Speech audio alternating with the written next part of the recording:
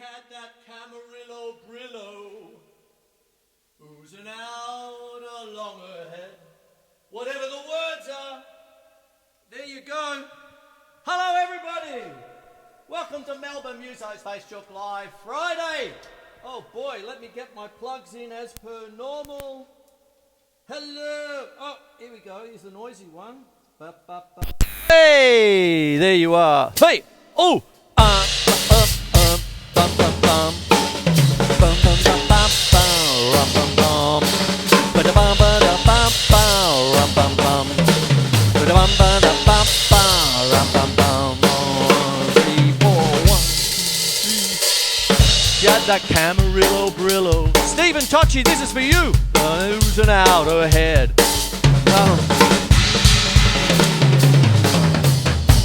That's Fillin' City, that song. Hello everyone, how are you? Melbourne Musos, Facechook Live Friday. My name's Chris Quinlan, how do you do? I've got some beautiful people asking me some beautiful questions about some beautiful drummers and beautiful composers. There you go. Now, Stephen Tocci, I thought I'd start with you because you wanted the intro to one of Frank Zappa's classic songs, one of his little naughty songs, Camarillo Brillo, right? There it is, off of the Overnight Sensation album from 1973, where you could overplay to your heart's content. It was Ralph Humphrey on drums, and what a brilliant drummer. He teamed up with Chester Thompson for Roxy and Elsewhere and all sorts of things, and he was brilliant. And you've asked me just for the intro, okay? You didn't ask me to sing. There it is. Anyway. Boom tish star, boom tish. Okay, there you go. So what happens is, Stephen, it's really just simple 4/4 but slightly syncopated. But it does start on the and, the bar before. So it's 1, 2, 3, 4, and a 1 and a 2 and a rum bum bum 3, 4. I'll tap it out. And a 1 and 2 and 3 and 4 and 1 and 2, 3, 4 and a 1 and 2 and 3 and 4 and 1 and 2, 3, 4 and a 1. That's the main accenting pattern to begin with. And what happens is that Ralph Humphrey just goes to town with it. He changes it every time.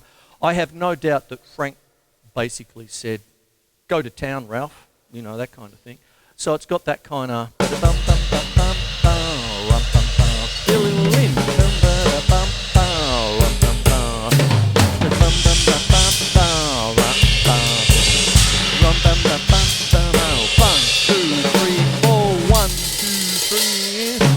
got that Camarillo Brillo. Fill in. Fill in. More fill-ins. Fill in. Go Ralph, go Ralph.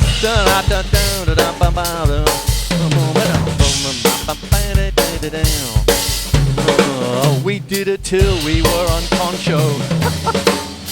And it was useless anymore. She had a snake for a pet. We did it until we were on concho. There you go. The Rhymin' Man. There you go. So that's Camarillo Brillo, Stephen Tocci. Now, you've also asked me about cheap sticks versus name brands. I'll get to that in a second, I suppose, in a little bit.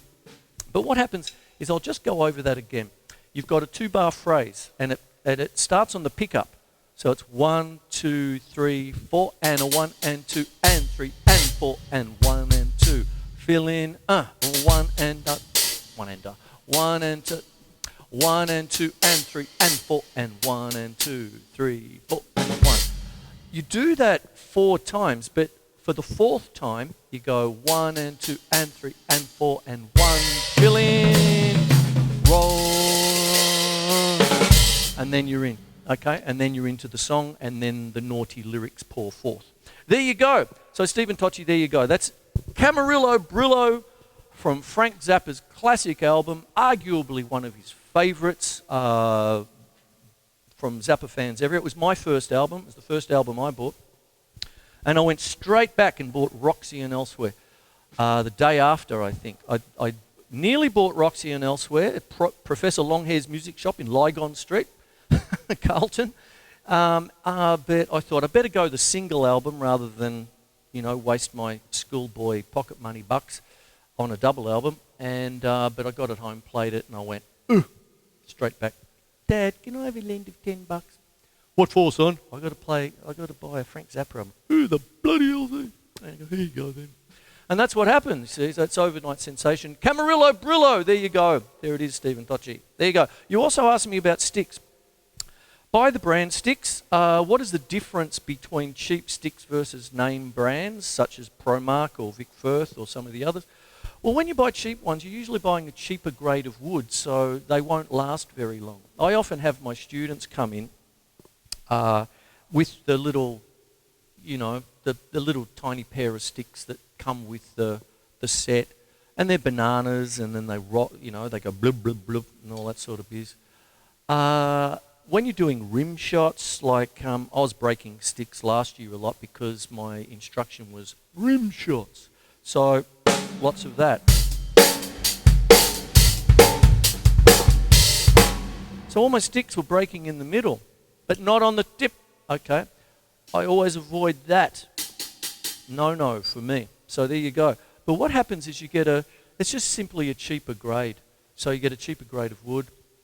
They don't have that extra process of, straight, that kind of thing. They're inconsistent, one's slightly heavier than the other and all this sort of stuff. Bit by bit, all the name brands, that's what you're actually paying the extra couple of bucks for and all that. And there you go.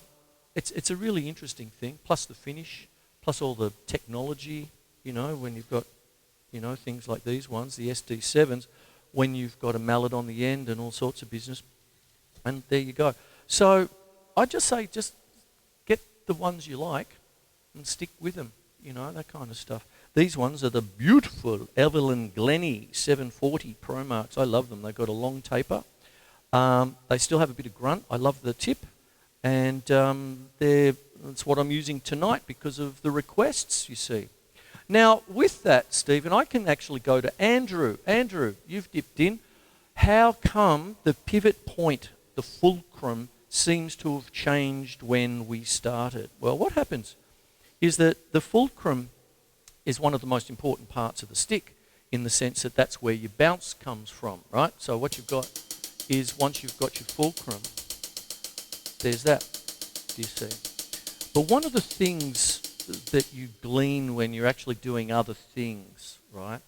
And this is something that Billy Cobham talked about as well, about varying fulcrums and stuff, is that the more forward the fulcrum is, it's a movable feast.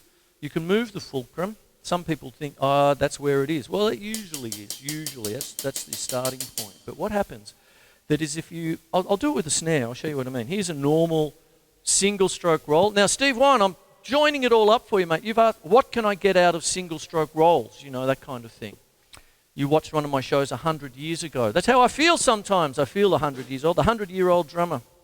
Wasn't that Mel Brooks, the 100-year-old, 1,000-year-old man? That's right. Great comedy routine. There's your single stroke roll. Normal wrist stroke. But if I bring it up further, you see? Now, if I go the other way and I come right back, this is a bit of a Dave Weckl thing for backbeats and stuff. It was a while ago, 2 decades ago, that he was starting to adjust his grip to that.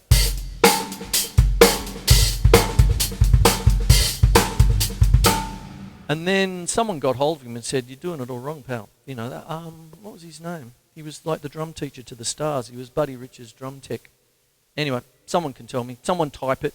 It's all there. But then he changed his grip. I interviewed him once and I asked him about that. And I said, "You've got a signature set of sticks. Are you changing him?" He said, "Yes, I am. It's called the Dave Weckl Evolutions," or something like that. So he's actually changed his stick to suit the changing styles of his grip, sort of thing. So there's a little bit of a moving target there. But when you're having things, when you're doing stuff like mallet work, like you might be doing pit orchestra stuff or brass band concert, or you could be just doing straight up symphonic work, sometimes what happens, that's what these are for. So you can swizzle them around, you know, that kind of thing. So.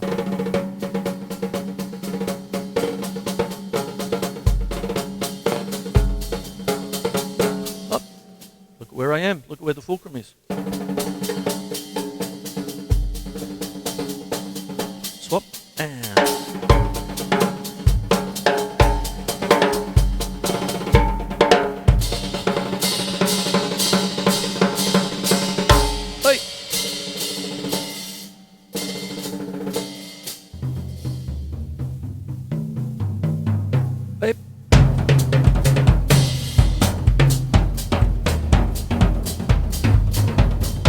And that's why. Look at what I'm doing. Now, Andrew, I hope that answered your question about fulcrums and why they're changing. You can get different velocities, you see. But now, Markus! Drumming man, he can do anything no other drummer can. Gene Krupa!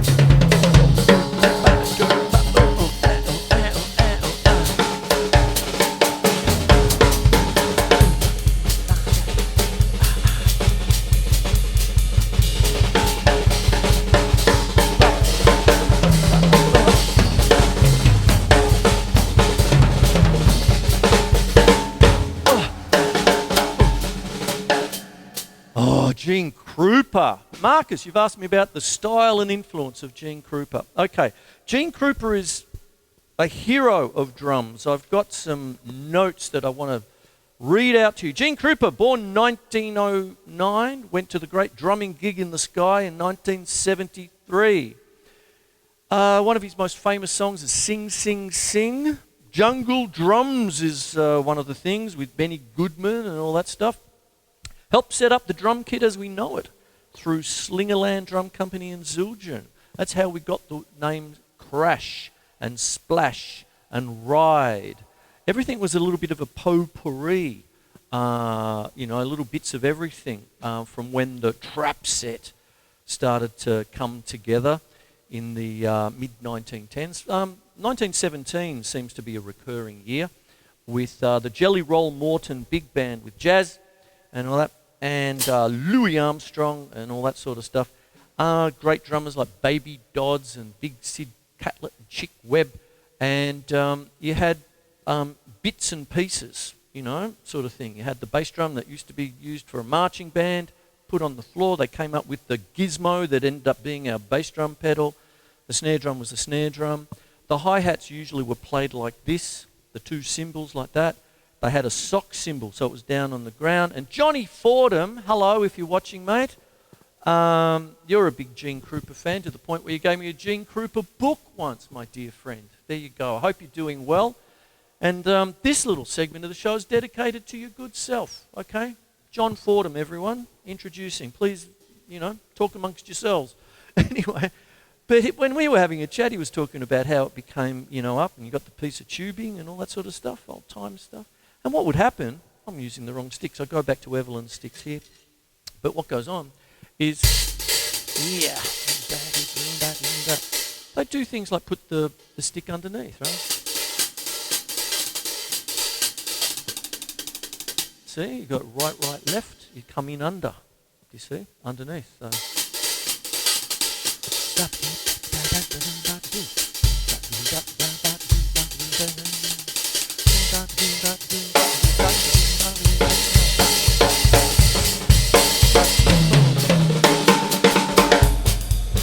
Four on the floor. You don't really do a John Bonham with it or anything like that, or an akadaka. It's almost like a heartbeat. Very light. It's called feathered. Okay. Little tip. If you're playing a restaurant and you're expected to play little things like that, the various drum companies have beautiful beaters and they're big, thick and woolly, so it gives you a softer sound. And funnily enough, it's used in drum and bass and clubby stuff as well. But a little trick of the trade, if you're caught, you've got your nice big wooden beater, and you're there going, oh yeah, heavy metal band, but now I've got to do the jazz. That ain't going to cut it. A little tip, baby socks. go to the supermarket and buy some little baby socks for $5. And then what you do is you put it over, okay? You put it over the beater, maybe 2 or 3, and you just get that beautiful little pulse, okay? It's a little trick of the trade. There you go. Got that for free. Buy me a beer one day. Anyway, that's what happens there. Now with Gene Krupa, you had your trad jazz, right?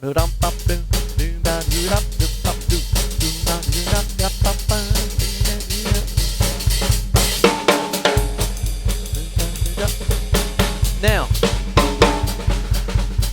Gene Krupa had this wonderful lilt, this wonderful sound of what he did. His teacher, he took lessons from Sanford Moeller, and we know that from the Moeller technique, whip strokes and stuff. That kind of business there. Now, Steve Whan, you're asking about single stroke rolls when we were younger men a century ago. What happens is if I do a single stroke roll, get it nice and even and everything that goes with that, and then what happens then is maybe treat it like quavers and put your hi-hat on 2 and 4, 1 and 2 and 3 and 4, 1 and 2 and 3 and 4, and try and aim for that lilt.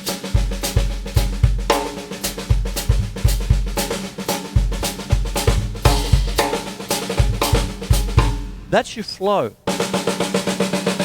And then from there, what can start to happen is that you start to put in your double taps, right?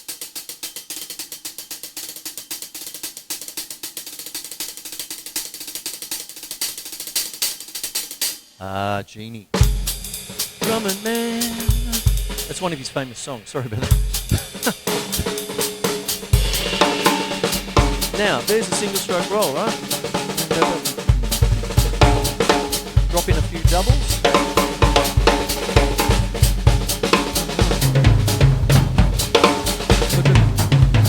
Jungle drums. That's what they used to call them. Go up.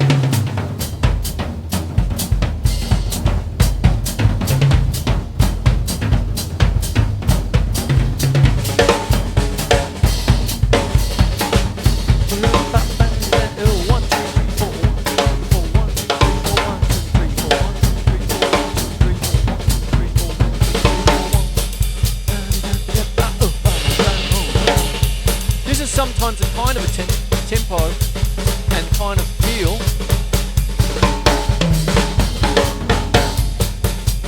It's sort of like a hot club.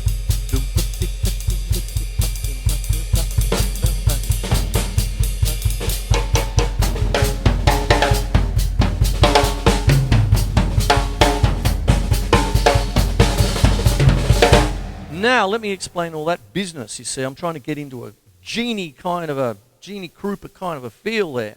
So what starts to happen is when you start to talk about jazz in those days from the 1920s into the 1930s, and then Gene Krupa exploded onto the scene, all that biz. The single stroke roll is, it's central to everything. But then you put the swing to it, right? So you get that even thing, as I said. Get your hi-hat in on 2 and 4, deadly important. How many Facechooks have I said that the hi-hat's the secret weapon? Ready, Steve? Uh-huh. And yeah.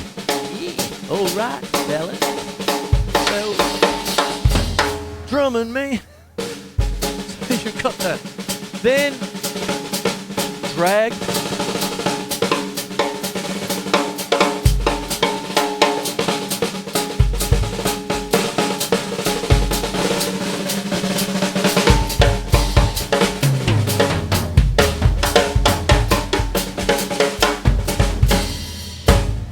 There it is there. So what goes on is that. Now, within that, what can start to happen, I go to hi-hat again so you can hear me talking about it.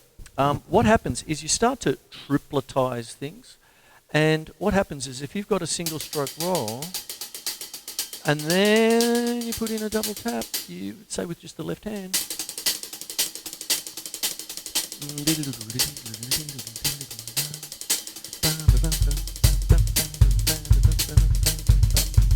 You see, right, left, left. Now usually, right, left, left. Practice it like crazy. But the thing is the swing, the lilt.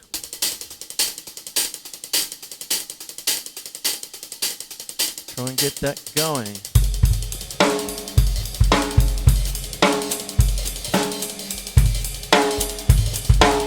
She had that Camarillo umbrella.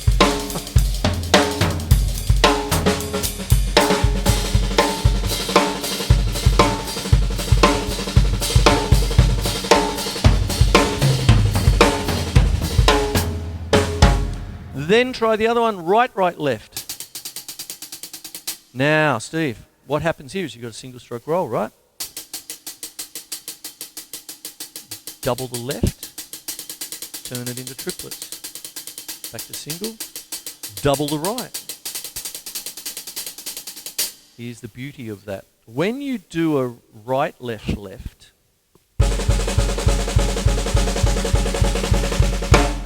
what happens is that it's on the beat. Your main pulse is on the beat. However, when you do right, right, left, see, it's off the beat. See, you get that.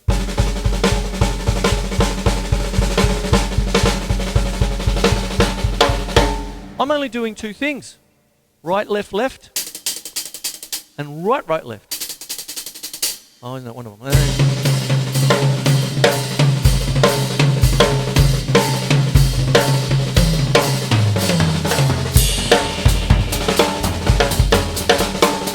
Two things, right, left, left, right, left, right, right, left. 3-2 clave.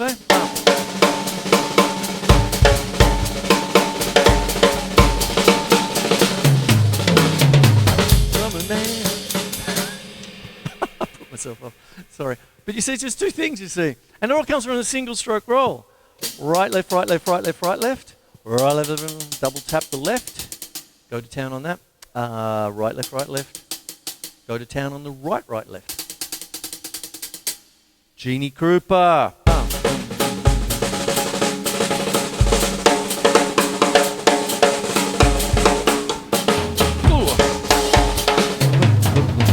Jungle again.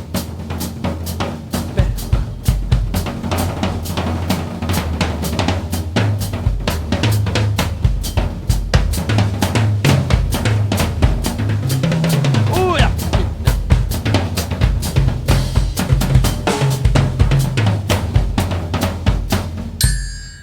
There it is there. Now, one of the things that you can also do with that kind of deal is go across to brushes and do the same kind of thing. And I explained this about a month ago, I suppose. That beautiful lilt. It's almost like these days you'd see it with, it's like a Brazilian version of brushes, okay, sort of thing. So, yeah, so, you know, brushes done Brazilian style.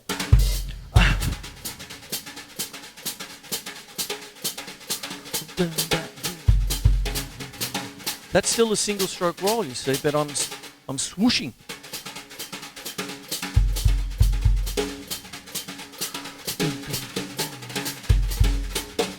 That I saw today, Gene Krupa doing that on Drummer World, one of the clips, Brush Blues or something, and it's on Bernard Castiglione's Drummer World, where he does all the clips of all the famous drummers, and it's an old 1940s film, and he's doing this sort of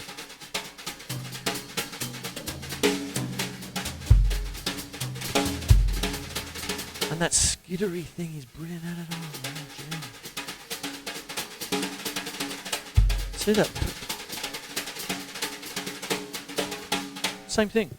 See, it's right, left, left, right, right, left. So.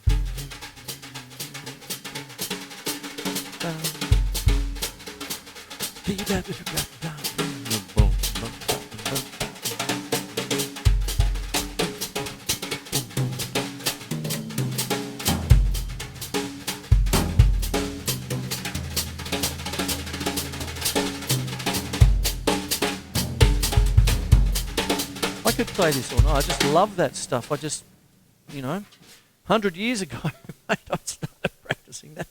Oh, boy. So there you go. Beautiful Gene Krupa. Okay. Thank you, Markus, for bringing him up. The style and influence. He still influences us today. You can see it right here and all that stuff. And there you go. Now, one of the things that I talked about with that moving right along was the right, left, and the right, left. Now, Markus, you've double dipped in the sense that you've asked about Elvin Jones, who's one of my favourite drummers of all time. And what happens is I need to give you a little quick recap of history, very quickly. Trad Jazz, 1917, give or take. Baby Dodds, Chick Webb, Big Sid Catlett, all these people.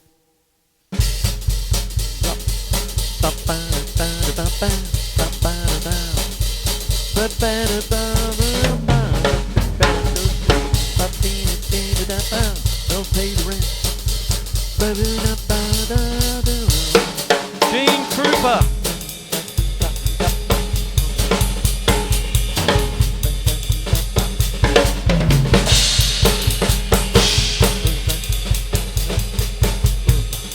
Then bebop came in post-World War II, and Max Roach, people like that, brilliant. And then after that into the 50s, there's Elvin, right? Now, what happens is, up until now, do you notice that I'm doing a feathered bass drum? Big and boom, boom, boom, boom, boom, boom. Take it out through bebop, you know. Kenny Clark and people like that. Art Blakey, you know, that kind of stuff. And what happens is that you start to have this, right?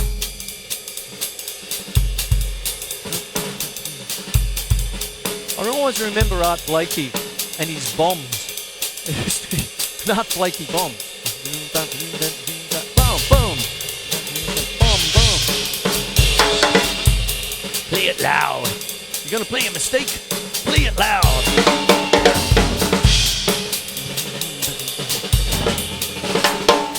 But Elvin Jones started to do the aforementioned right, left, and right, left. In that kind of a thing when you're starting to get into what would be called, say, modern jazz through the 50s, when Miles Davis started to rule supreme and things like that. That's actually how Elvin Jones met John Coltrane, because Miles Davis didn't have Philly Joe Jones, his regular drummer, in the mid-50s, and asked Elvin Jones to, can you just come and play? And they met John Coltrane, and they got on like a house on fire, and that's the classic John Coltrane group, you know, with McCoy Tyner on piano and all that, all the classic albums from the 60s, for which I brought in here. Ascension, I'm starting with the last ones. My favourite things, Live at the Village Vanguard, Impressions, Meditations, A Love Supreme, and Ascension. Oh boy, what albums. I grew up, I lived on these sort of thing. Kept me single for a long time. These ones here. I've lost me plug. Talking about, crapping on about John Coltrane and my love life. Here we go. So what happened is during the bebop time,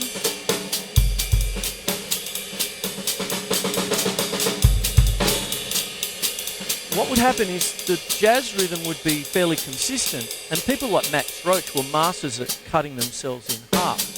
You see, so they'd have that going.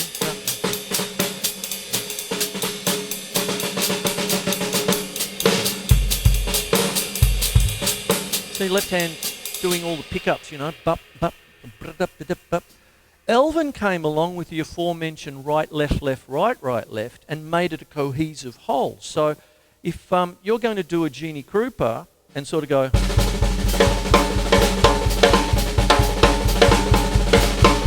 remembering it's only two things.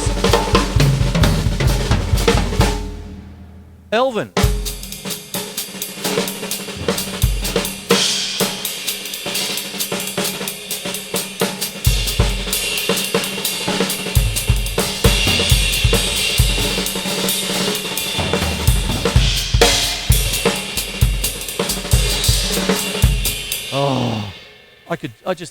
just when I listened to John Coltrane albums by myself in a lonely little room, in a lonely little 1979, all bought with a bank card.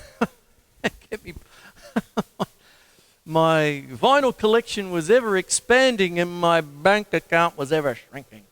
And what would happen is it'd feel like when John Coltrane was sitting on top of the rhythm section, you know, and Elvin Jones is going for it like that, and McCoy Tyner with those chords that he could do and all that. It just sounded like Coltrane was, you know, sort of floating on a rocking sea. It was just like sea, you know, whoosh, everything. It was just continuous. I mean...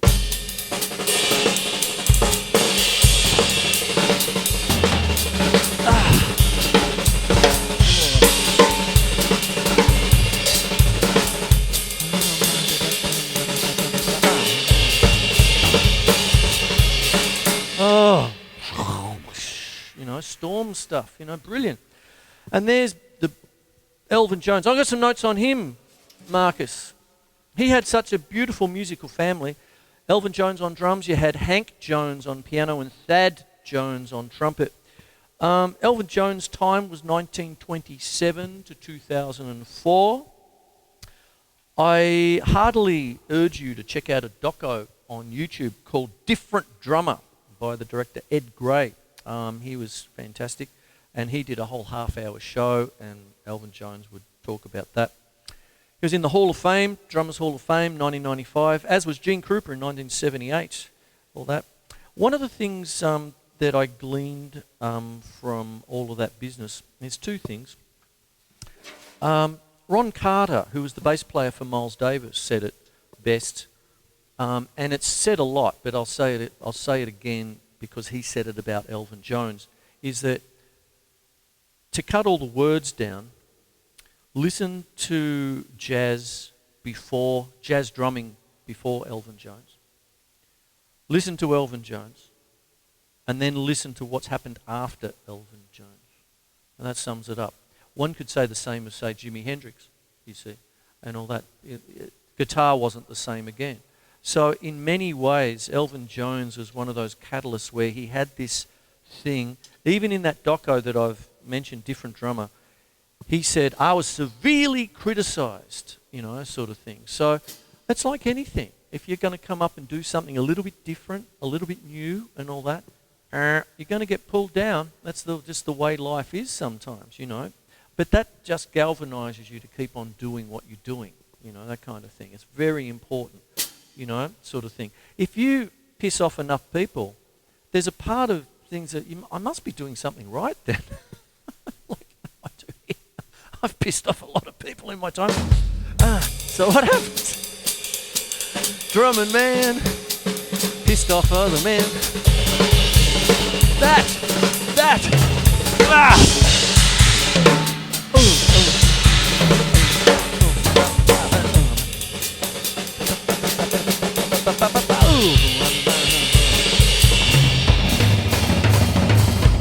That's Elvin. Right, left, right, left, and all everything in between. Starting with a single stroke roll.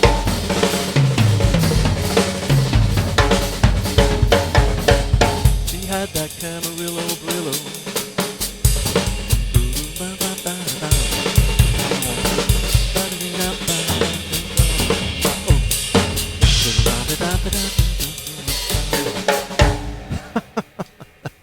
I don't know if Elvin Jones ever played Camarillo Brillo, but anyway, there you go. I'm looking at the time, 6:34. I'm already 4 minutes over because I'm talking about some people I dearly love in music. Elvin Jones, I can't even start to tell you how much I listen to that guy.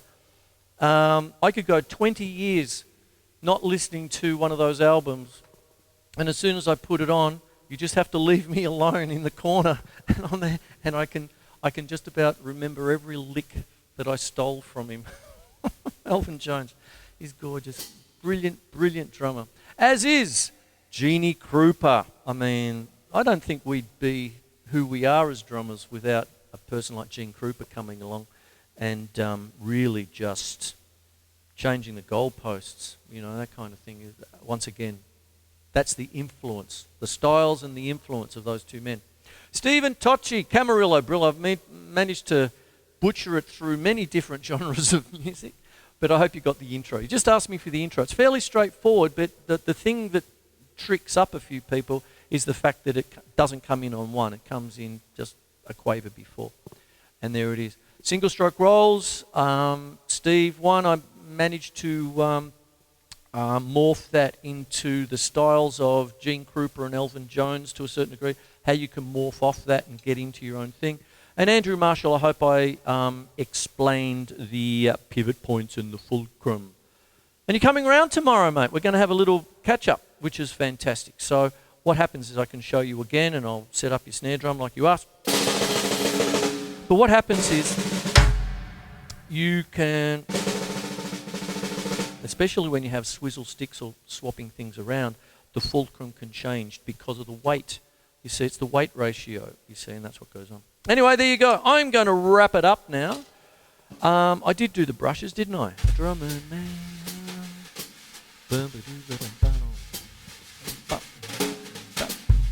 I love my brushes too. With all the electronic stuff that's going on, brushes have certainly become almost a lost art.